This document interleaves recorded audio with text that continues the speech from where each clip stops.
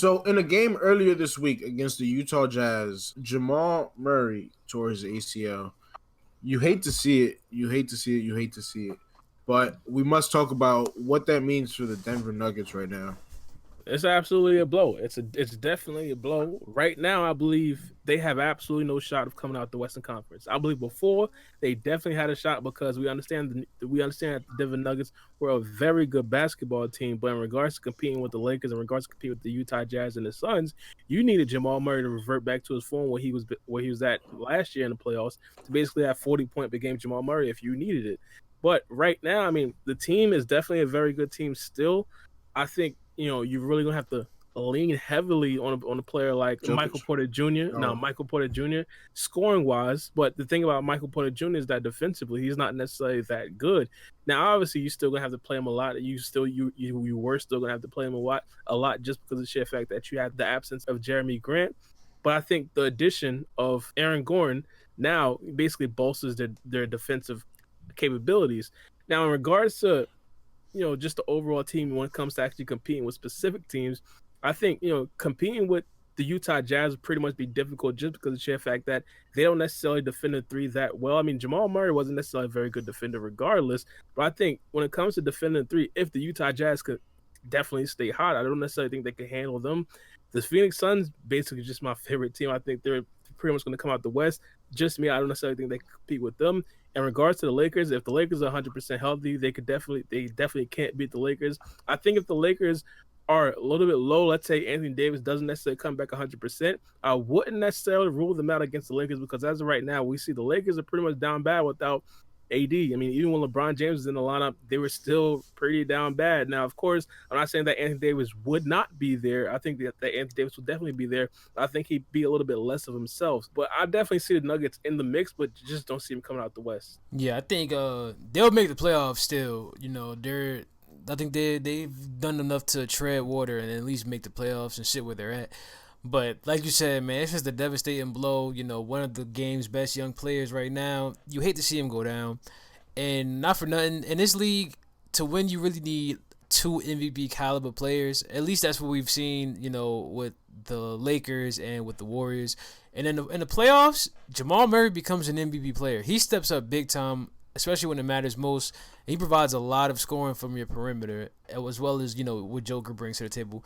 I think guys like Michael Porter Jr., Eric Gordon, Will Barton, they're gonna have much bigger roles. And I think the positive out of a really bad situation is you get to see what Michael Porter Jr. is gonna really bring to your table. You get to see what he's made of because he was supposed to be a number one pick, but then he ended up getting hurt, with his back, and that ended up making him go pick 14, and then he got redshirted. You know the story, but I think that's the only positive you can take from this.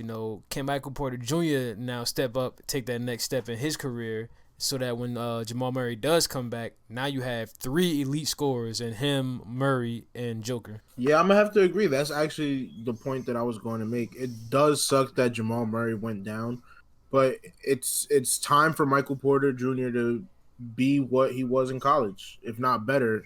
He's averaging 17 and a half right now, and with the absence of Jamal Murray, the expectations are for that to jump up maybe 3 4 points. He should be averaging above 20 by the end of the season.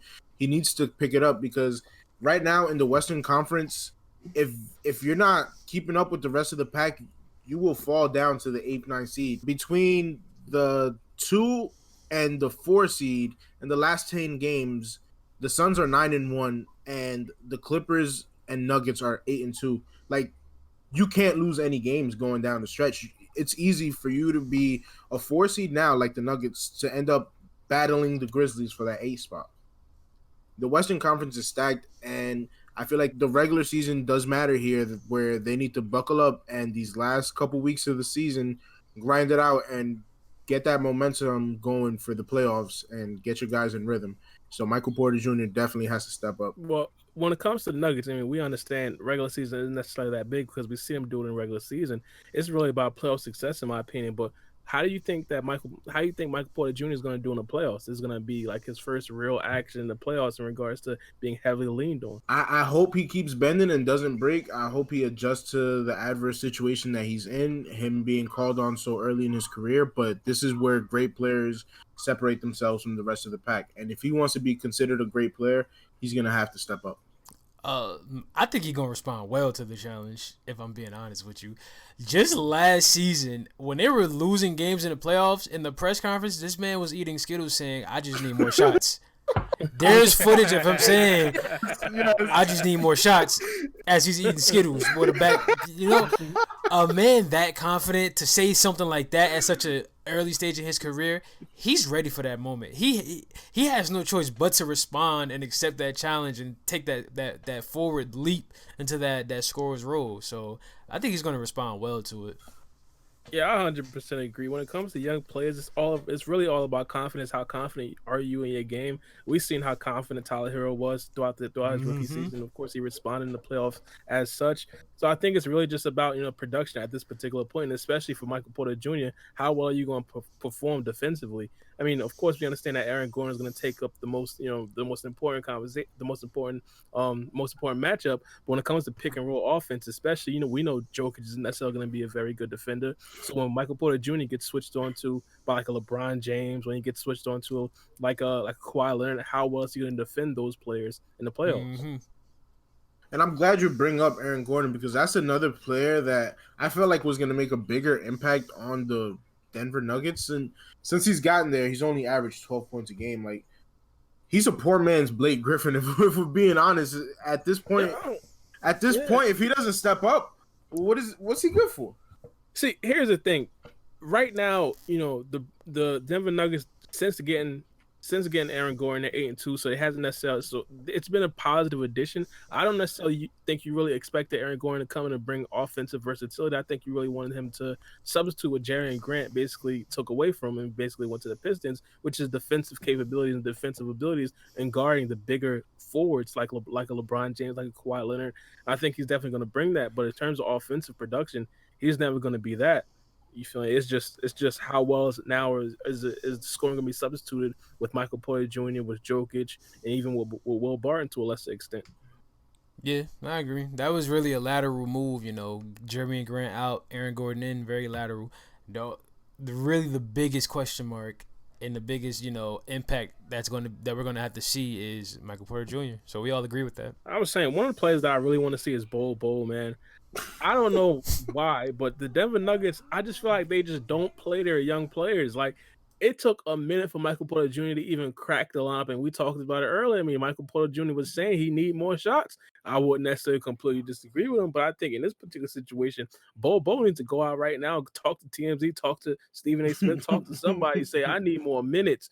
This man is a bona fide scorer. He's definitely a rim protector. I'm not necessarily sure he's going to be very good perimeter-wise defensively, but he could definitely play alongside Jokic, in my opinion, and protect the paint a little bit more against very good centers like an Anthony Davis, potentially if he comes back healthy, and even like a DeAndre Ayton and potentially even a Rudy Gobert in the playoffs. Yeah, they definitely need to give Bol a shot. But another thing that I wanted to touch on is Jamal Murray being out. That also gives Joker the opportunity to make a statement. Like, if he takes his game up another notch to where he already has, then I feel like he will definitely run away with the MVP. Even if the Nuggets do finish 4th or 3rd seed, if he takes his game to another level from what it already is and keeps the Nuggets where they were before Jamal Murray, I feel like he's going to make a strong case for MVP. Yeah.